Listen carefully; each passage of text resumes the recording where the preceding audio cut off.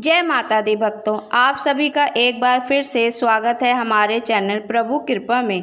आज सुनेंगे माता के 7वें स्वरूप माँ कालरात्रि की कथा। देवी कालरात्रि माँ दुर्गा की 7वीं शक्ति है।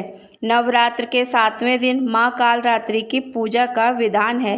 देवी कालरात्रि को काली, महाकाली, भद्रकाली, चामुंडा, चंडी और दुर्गा जैसे नामों से जाना जाता है।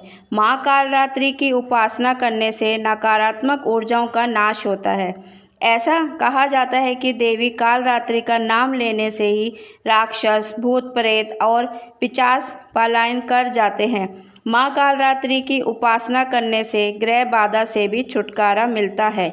माँ की आराधना करना भक्तों को शुभ फल देता है।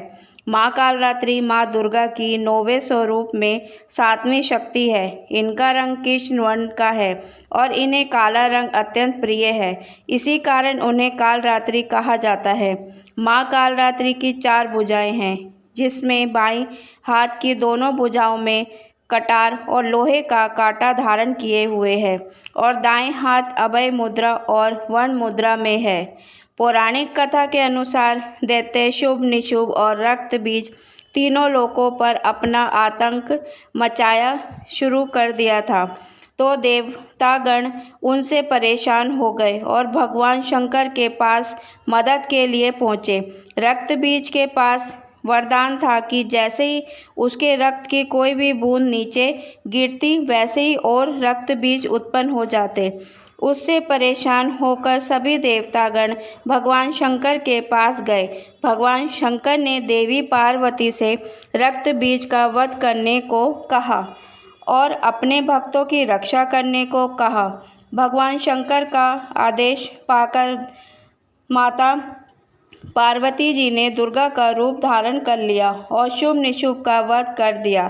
लेकिन जैसे ही माँ दुर्गा ने रक्त बीज को मारा, उसके शरीर से निकले रक्त की बूंद से लाखों रक्त बीज उत्पन्न हो गए।